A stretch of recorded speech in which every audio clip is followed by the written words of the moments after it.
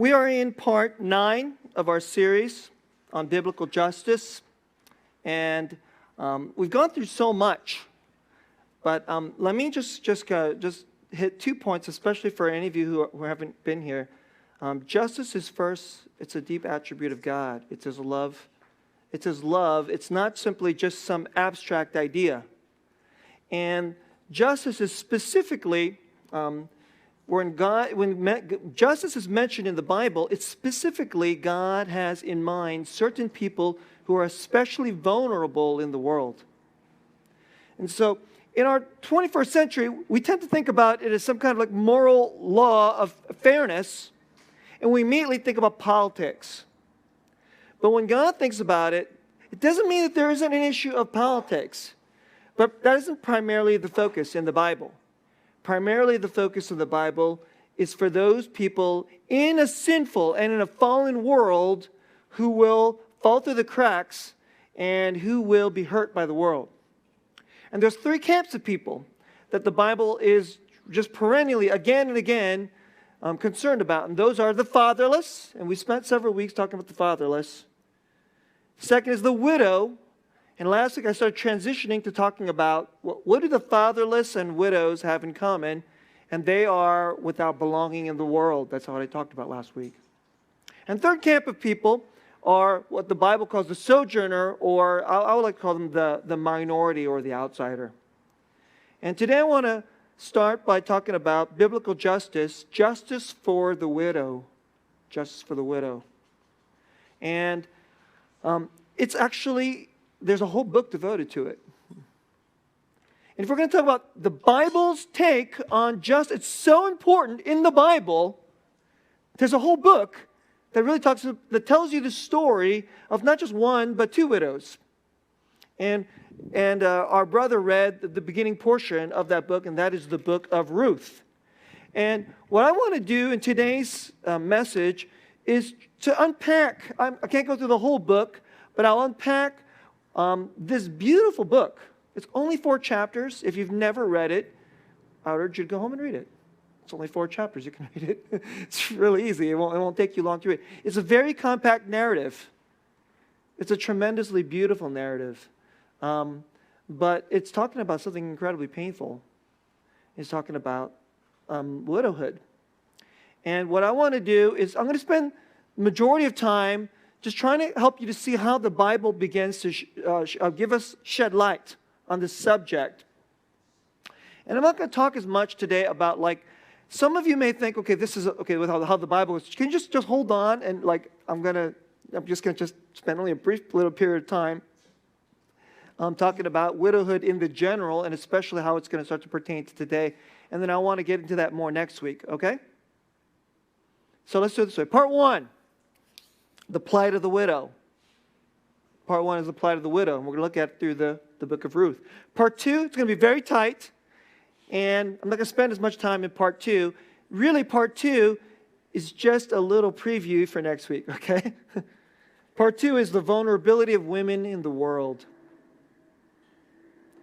The way women are vulnerable back then aren't exactly the same way women are vulnerable today. But there are ways in this world, in this fallen world, women are vulnerable all times, all places.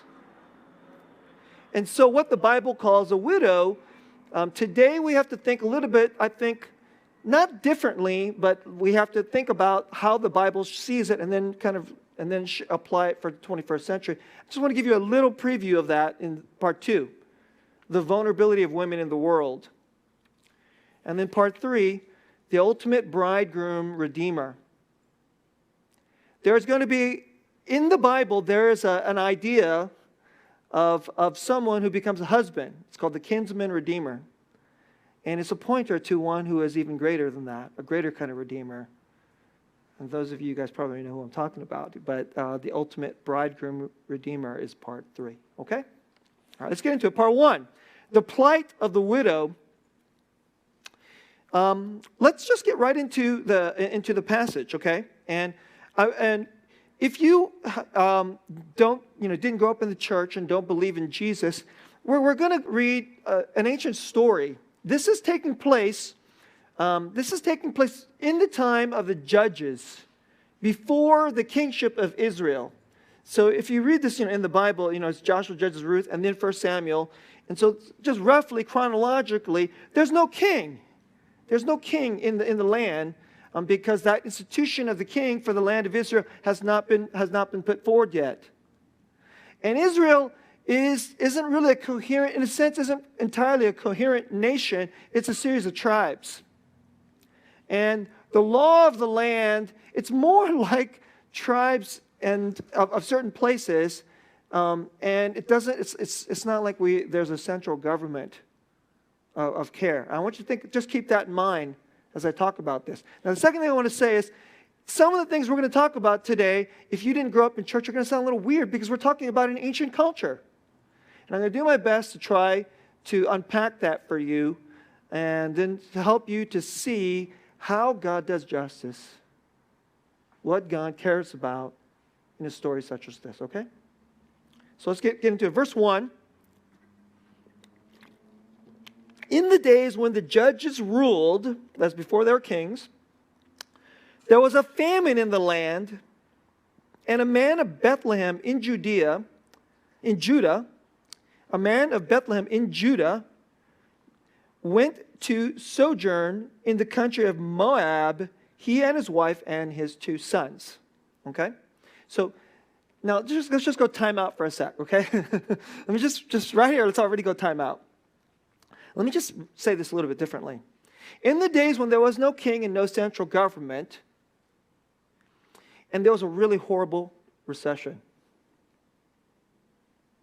and there were no jobs, and businesses were being closed down, and people were lining up for food.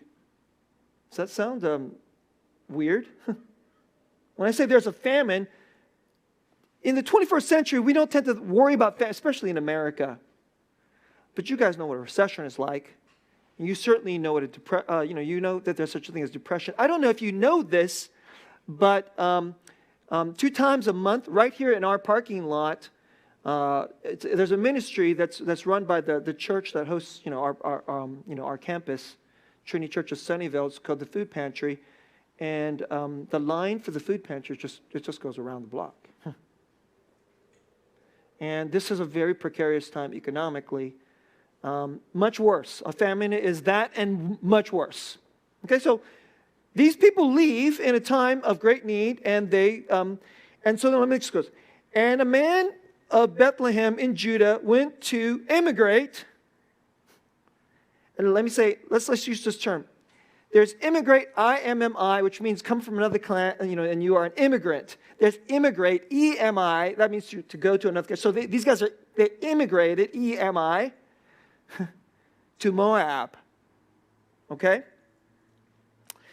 The name of the man was Elimelech, and the name of his wife, Naomi, and the names of his 2 sons were Mahlon and Chilion. They were Ephrathites from Bethlehem in Judah. Ephrathites is actually apparently the name of the people before it became called Bethlehem. So to say, it's almost synonymous to say they're from Bethlehem, okay? So don't get too hung up on that strange word. They went into the country of Moab and remained there. Let's just stop for a moment, okay? I want to make this not feel so strange. So you begin to think, oh, this is an ancient word. What does it have to do with what is so boring? It's so not boring. It is so today. So what if the man's name isn't a Jewish name like Elimelech, but what if he had a Chinese name? Or what if he had an Indian name? And he had 2 sons. And the economy where he's from, in China or in India, wasn't good. And they moved somewhere else. In this case, they went to the other side of the river. Back then, going to the other side of the river, it's far. And if you go to the other side of the river, you're going to another country. All of a sudden, the people, the culture, the language, probably their skin color, it all changes. Their clothes, their food, everything changes. And so, when you hear this story, Elimelech, Naomi, you know who they are? They're our neighbors. They're not somebody else. They're not somebody else from several thousand years ago. You know who they are? They're just like people who come to our city. Just like them. They came from somewhere else. Maybe they came from Mexico or from Vietnam or from China or from India. And they come to a place where the economy is better. And that's the story. That's what the story is beginning. So I really want to just help you to think about so many people, you read the Bible, it kind of, it feels weird because it has like these foreign names, and it paints a picture of a world that we don't understand, but you do understand. That's the thing I want you to try to get, like, you get this. This isn't a weird text. It's completely alive. It's utterly relevant. So let's move on. He had 2 sons. Verse 3. But Elimelech, the husband of Naomi, died. How about that? So you get this man, he's from Vietnam. Or he's from China. It doesn't say exactly why he died. Even in this really modern day age where we have all this modern medicine. A number of years ago, when my wife and I lived in Philadelphia, we met this Korean American couple, and they were Christians. They sent their kids to the same preschool, which is actually our church's preschool. Our church was mostly white, and some black folks, and then a couple of Koreans like us, all right. And this couple, they lived not too far away, and they sent their kids to the same preschool, which is by our church. And we had them over for lunch one day. And they were wonderful. They believe in Jesus. They're really similar to us. The kids were similar age. And we hit it off right away. And then 2 years later, the husband was diagnosed with stomach cancer. 3 years later, he was gone. It happens. It does not matter how modern your medicine is. Elimelechs are real. They're your friends, they're your neighbors, they're your coworkers. They're in our city. Okay?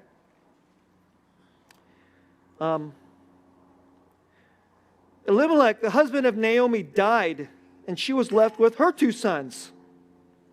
These took Moabite wives. The name of one was Orpah, and the name of the other was Ruth. They lived there about 10 years, and both Mahlon and Chilion died. Wow. So you have these people, they're living in a foreign land. It's remarkable. The book is about a widow, but it's not just about any widow. It's about a widow who is also an immigrant, a minority in a foreign land.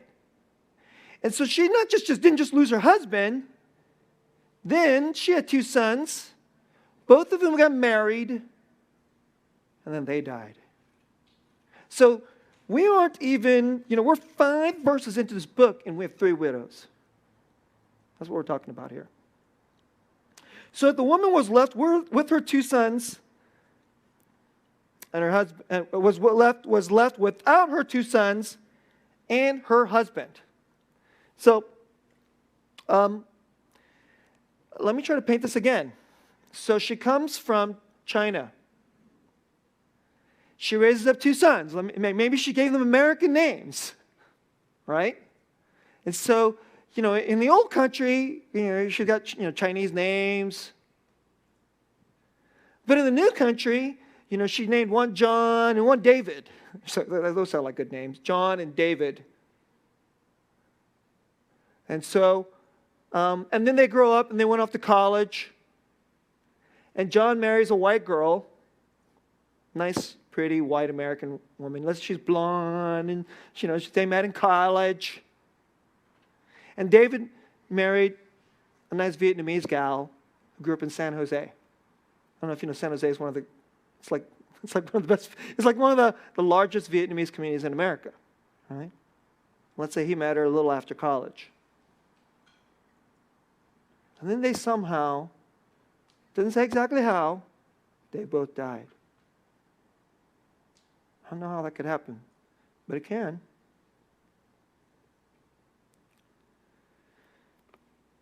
What you have here is just an unbelievably painful story. And immediately, what you have is this question of how are they going to make it? These three women. And so somehow they get news that in the old country, things are better. That there's food. The way they put it was like, God is providing food for, for his people. That's Israel. Got to go back to the other side of the river. It's far away.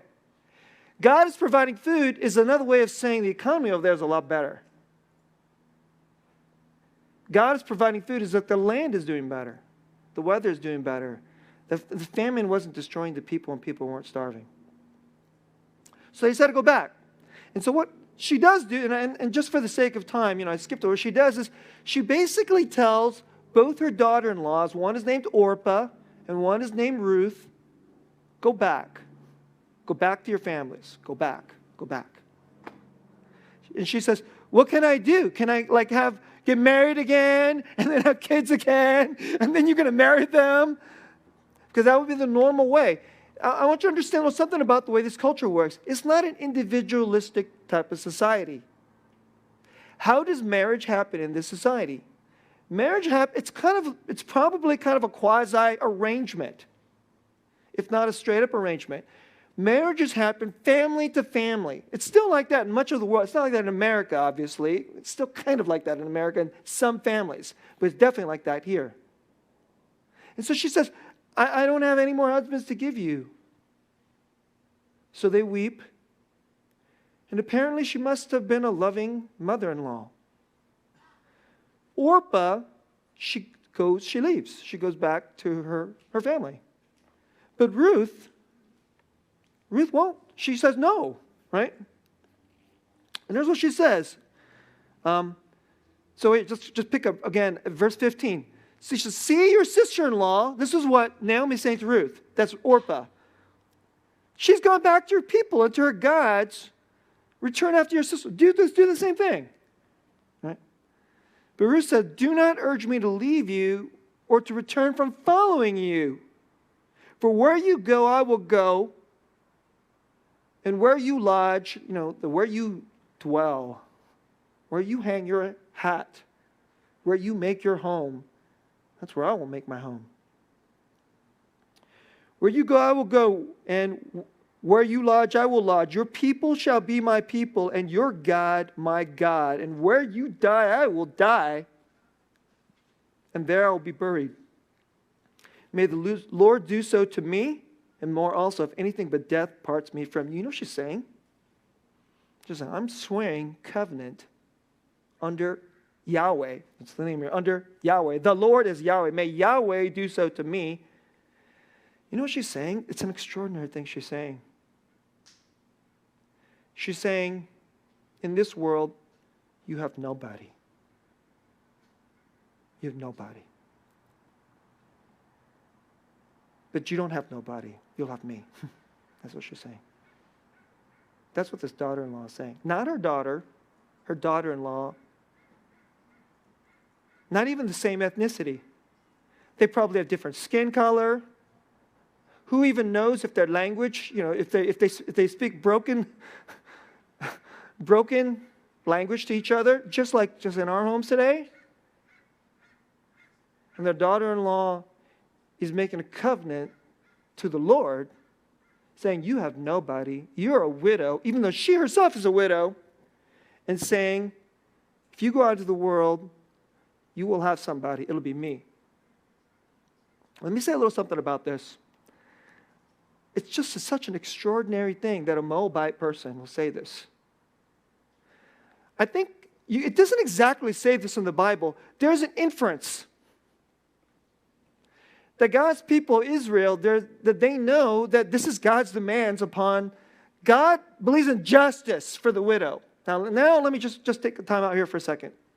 What is the normal practice and what is considered a widow in the land of Israel? A widow is somebody it's not just somebody who loses her husband. In America, that's kind of weird. Okay, you lose your husband, now you're a widow. Okay, the definition is really simple. The widow is a little bit more, almost, it's more of a desperate place than that. Because the normal thing is if you lose your husband, what you'll do is you'll go back to your own clan. You'll go back to your own clan. And then your father and your brothers will then, can take care of you. And some of you are going like, well, that's just so, it's so patriarchal and it's so man-centered. And, why do the women have to do that? And I want you to just stop for a moment before you get your 21st century feminist ideas and decide to judge the text or judge their ancient practices. The reason is because economics is based on the land. Let me just put it this way. Economics is based on the land. Do you understand what that means? Where does your food come from? Where does your wealth come from? It depends on who owns the land, who can till the land, who can make the land fruitful. If you have land, you can grow crops. If you have land, you can grow cattle, sheep, goats. If you don't have much. Now, let me just ask you a very simple question. Who takes care of land? Who generally takes care of land? If you look around the whole world, and if you look at all of history, you know whose job that is? The dudes do that job. It's a man's job. It's a man's job to fight off wolves. If the wolves show up and, want to eat up your goats, it's a man's job to physically break his back and to be out there no matter how hot or how terrible or how bad the bugs are. It doesn't matter. And it doesn't matter if he's feeling like it or not. Get up there and go do the work. And let me tell you something else that it's also why the men do this work. Because it's not like if you're rich and you have your land all fenced off that, your neighbors are just going to be really, really nice. And they're going to be like, oh, that's Joe's land over there. I'm not going to walk on his land because I'm a nice guy and Joe's a nice guy. And we believe, we're all law-abiding people over here. That's not how it works. All around the world and all throughout history is if the people, that clan who's over there, who's in the neighboring land, takes a look at your land and they think, they have a lot of cattle over there. Instead of us working on our cattle, what I'll do is I'll send some of my sons and his cousins over and steal their cattle, especially the ones that look really, really good, because then, they'll produce better for us. Let's just do that. Today we call it like corporate raiding, corporate takeovers and stuff like that. It's done by lawyers. But back then, you know who did it? Evil men did it. That's how it was. They did it with weapons. And so who tills the land? You're not going to send your mom out there. Because your mom out there, because if the neighboring tribe decides to invade your land to steal from you, they might decide to carry your mom away and make her a slave. Why would you want to send your mom out there or your sister out there? That's why it's a man's job. And why would the men think that, okay, well, hey, women can do this too. We want to be all equal opportunity. Hey, sister, get out there. What men are going to think like that? All around the world, if you impose our Western individualistic values upon them, they'll look at you like you're crazy. They would say, if you're a real man, there is no way you're going to let your sister go out there because you're putting her in harm's way. Real men, they do the work. Real men, they suffer. They break their backs. Real men out there, watch out. And if there needs to be a fight, they're the ones who are going to have to go out there. And so every so now and then, some wicked people over there, especially if you're a minority, they decide, hey, you're easy pickings. And then your guys have to get out there and defend the land. And so part of the job is you might not come home. That's part of the job. You go out there and say, you wake up in the morning and you know every day, hey, it just seems like a perfectly normal day. And then suddenly it's not a normal day. It's suddenly a day you come home and your little brother is dead. And if that's the way it works, are you going to send your sister out there? Heck no, you are not going to send your sister out there. No man worth his salt is going to let his sister go out there. His sister, his mother, his cousin, there is no way. So it's not because they're simply like oppressive. There's no culture where the men tend to have more economic power, where they're perfectly righteous. That's just true. So there is a real insight to the feminist critique of patriarchal cultures. I think we all understand that that's real. The patriarchal cultures regularly overlook women and can be oppressive to women. But the idea that they're always oppressive, it's a total ridiculously slanderous lie. It's a completely, it's crazy talk. If you've ever gone to another culture and dealt with something like this, and then you tell them, oh, you're just a bunch of you men just want to make the women as slaves, stay at home and just make them pop out babies or something like that. Try saying that to them. You know what? You're going to really make them really, really mad. You're going to be it's such an arrogant piece of cultural imperialism. Let me use today's word. It's racist. It would be unbelievably, grossly racist. And you know who wouldn't only be offended? It wouldn't just be the men of that other culture would be offended. The women would get really, really mad at you too. And I'm just trying to point out, this is life for most of history. And the reason I just want to point this out is, so let's just stop for a moment. I got to calm down a little bit. And this is a little bit about, today I often feel like because we live in an individualistic society, and I am all for the protection of women. In fact, the Bible is strongly for the protection of women. And justice for the widow, you know what it's about? It's about protecting women. It's about protecting vulnerable women. Our culture, we think we're this pro-women culture. I think we're not. I think our culture despises women, exploits women,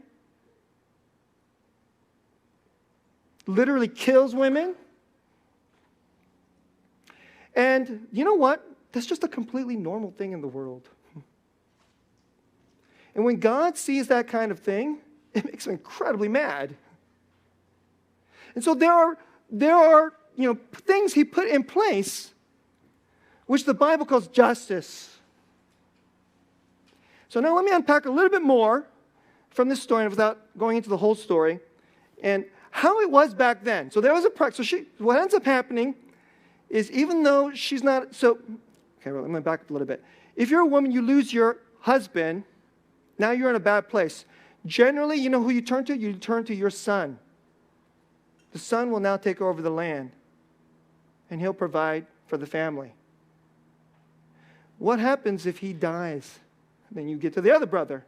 What happens if he dies? Now you're totally in trouble. That's when the Bible is talking about a widow, that's the kind of person the Bible is talking about. A woman who's tremendously vulnerable and defenseless in the world. That's the kind of person the Bible is talking about. So in the context, if a woman loses her husband, generally she'll probably be okay if she has sons. She doesn't have any son, even one, she's in big trouble. And then when the Bible says, protect this widow, that's what the Bible's talking about, okay? But here is this woman who's not even an Israelite, who knows you don't have a son. So you know what she's saying here? She doesn't explicitly say this. But back then in their culture, everybody would have understood that this is what she's saying. You know what she's saying? This is incredible. She's saying, you don't have a son, so I'll step in there and I'll provide for you. I'll protect you. That's a daughter-in-law. That's incredible. Everything about her, should she go back to her home? Her culture, her language, her food, to her family. Instead, she'll say, since you don't have a son to protect you, I'll do it. That's what she's saying. So they go back to Israel. Just fast forward a couple things. So then you know what she has to do? There's a practice. This is part of the justice. What they have to do is, it's called gleaning. This is commanded by God. Gleaning is this. On your land, you go out and you pick up all the, you go to the harvest, you pick up all your crops. Some of the crops, you don't completely get all of it. Some of it you don't get, some of it is like left behind. You don't get all the apples. You don't get all the, or whatever it is that you're going to make the wheat to make the bread. You know what God commanded? This is for the fatherless, the widow, this kind of widow, and for the outsider. God commands this as part of justice. He says, don't go back and get the rest. That's what he says. Don't go back and get the rest. So they go back to Israel. Naomi's she's more of an older lady now. Someone has to go out there and pick up that, that crop that's been left out there. And you know who decides to do that? Ruth does that. She's an incredible woman. She's probably not the same skin color. She probably speaks their language imperfectly, probably with an accent. So she sticks out. And that's what happens in the story. They can see it. And the man who owns the land is a guy named Boaz. B-O-A-Z, Boaz. And he kind of goes, who is that? And then he commands? This is really interesting. He says, make sure you leave enough. That's what he says. He's pretty wealthy. And it says he's righteous. You know what when righteous means? It doesn't mean he's a good person. It doesn't just mean he's a good. It's just he obeys God's justice. That's what it means. He has eyes for the widow. And I'm sure he can tell that she's not Israeli. She's not Hebraic. It's probably not too hard to tell. And he says, make sure there's enough for her. Now, let me just quickly fast forward. This will be really weird to the modern mind. It's just strange. The way they provided for these widows was they had a practice called levirate marriage. Levirate marriage. Levirate means the husband's brother. That's literally what it means. The husband's brother. And the person who comes in to do that, there's a name for that figure. That figure is called the kinsman redeemer. The redeemer doesn't mean like salvation redeemer is one who is in trouble, one who is lost. I will go and buy back that person out of trouble. That's really what it means. One who is lost. So one inside of the clan, of the kinsman, will step forward to be the kinsman redeemer. And the normal person is supposed to be is the husband's brother. So in America today, if there's a widow, you know what we do? She goes to the government office and picks up a check. And you have to fill out some, forms. I make X amount of money, whatever. And we'll say, okay, you qualify, and we'll hand you a check. But they know that women need more than a check. They need more than money. You know what they need? They need what I told you last week. They need belonging. They need belonging. So, I already went too long. I'm going to have to give you part two. Let me give you part two. Here are the things that women need. Okay? Let me just give you a quick thing. This is for next week. Women need the economics. They need provision. Back then, it's through the land. Today, there's other ways. I think that's actually a good thing. Okay? But there's other things. They need belonging. And you know what the belonging means? The belonging is not just a name. It's that means inside of this belonging, I have people to love, their purpose. They need to be needed. Everybody needs to be needed. The widow who has no belonging, she's not needed. She's thrown away. How about this? Belonging also means someone will love you. Someone will love you. You know what else everybody needs? And definitely women need this too. Is there's this big gaping hole that some person will say, you're with me, I'm with you. I'll have your back, and I will know you, and I will love you. Belonging is all of that. It's well-being.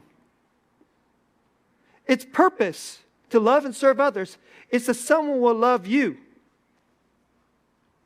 And I just want to say a little something about this today. In our radically individualistic society, we tend to think, if the government cuts you some money, now you can just go out there and get everything else you need. But if you have no belonging, you're in big trouble. I see this for a number of you who know that I've been on a Native American reservation doing ministry there. I see this all the time. There are women who have money, but they have no belonging. You know what they often end up doing?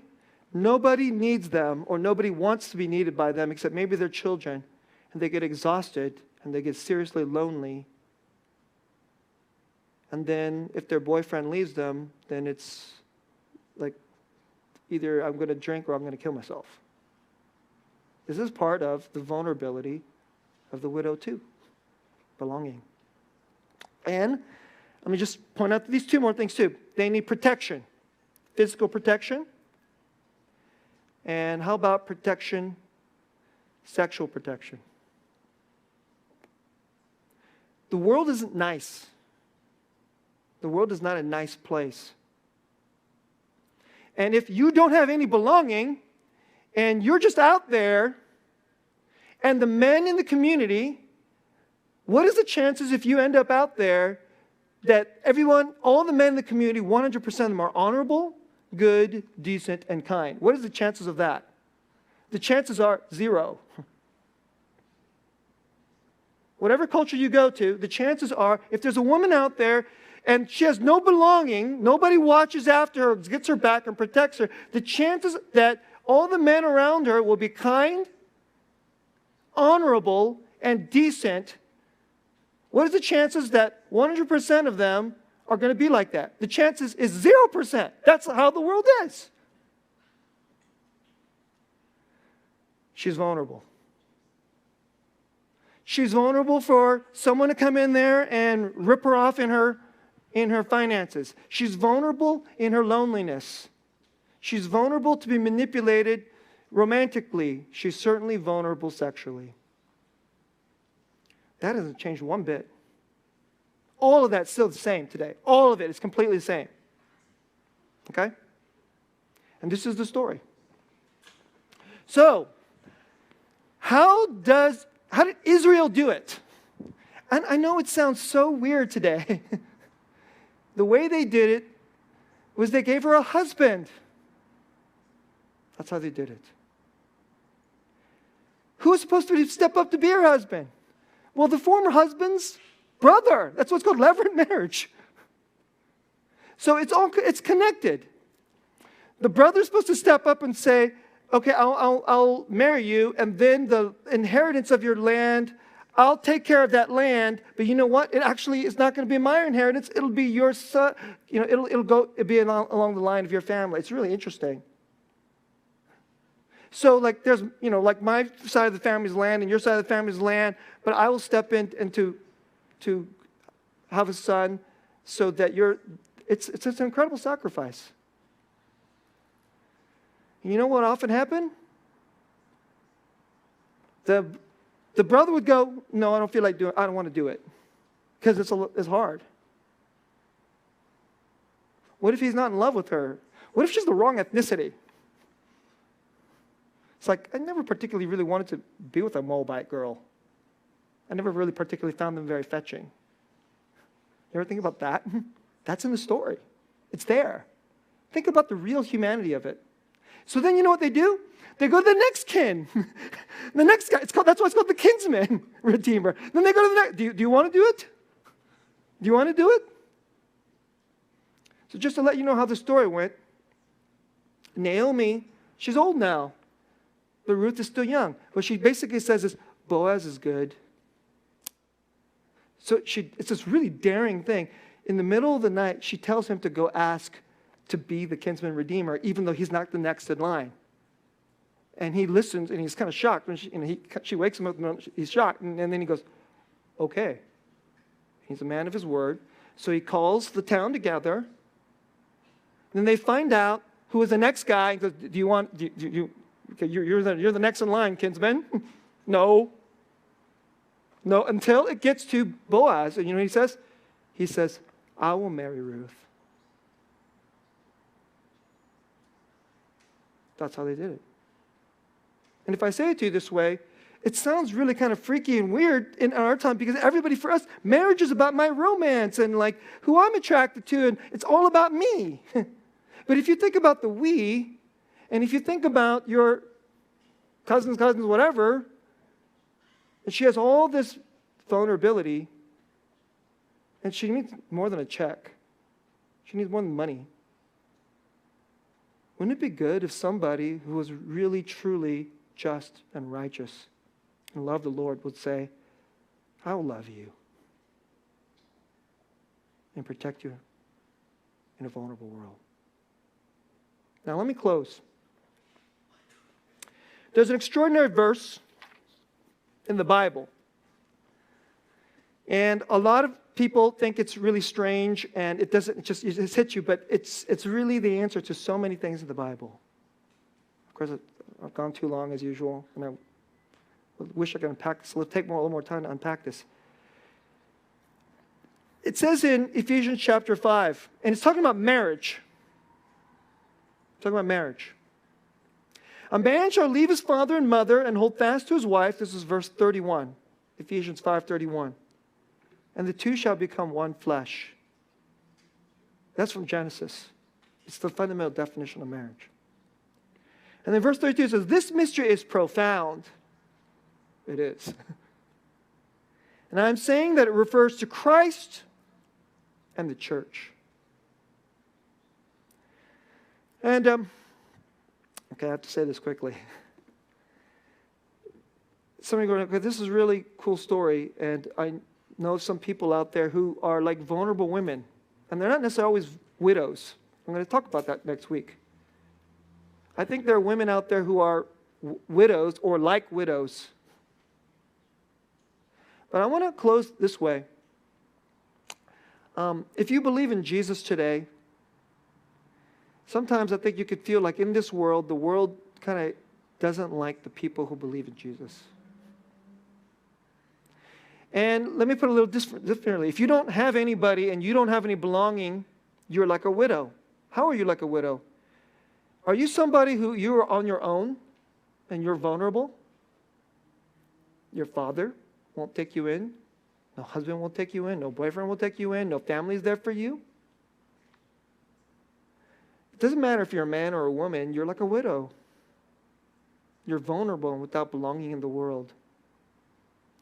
And you know what the people who come to find Jesus is? They're the people, they're like a widow.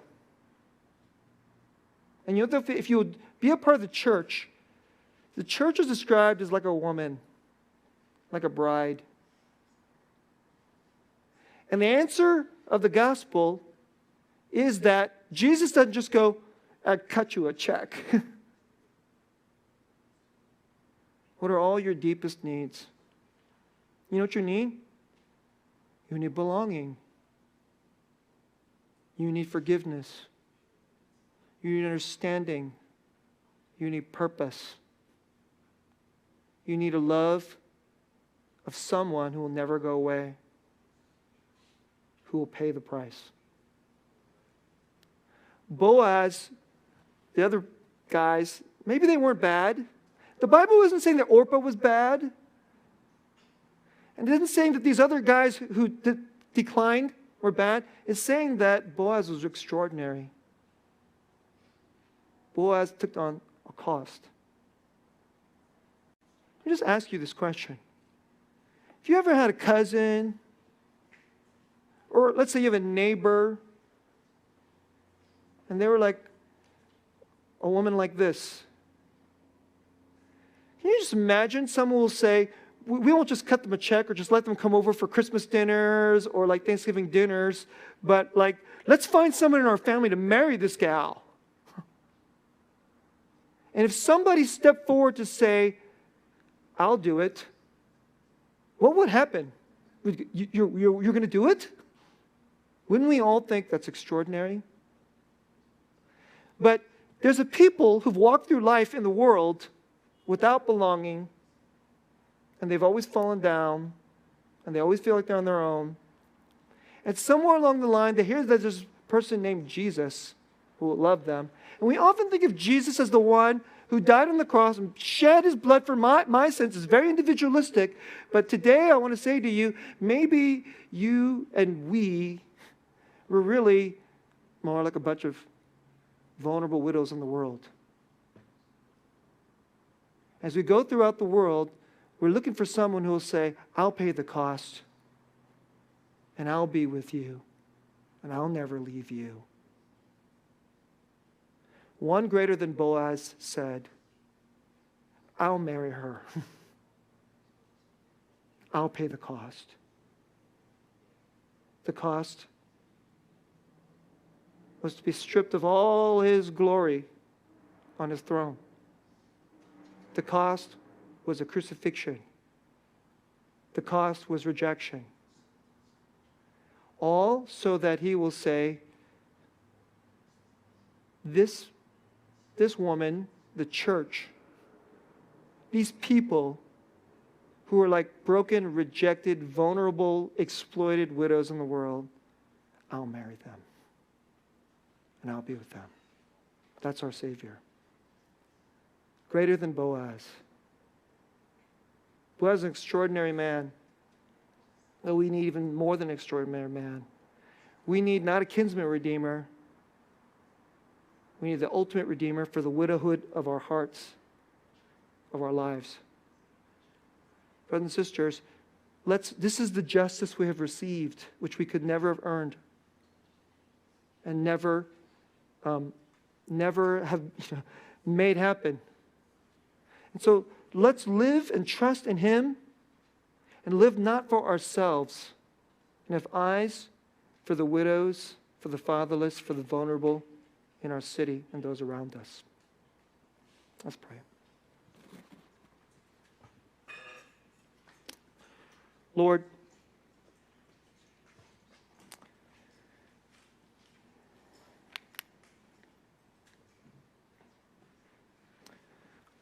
I know it sounds a little strange. Even the men, we have widows' hearts.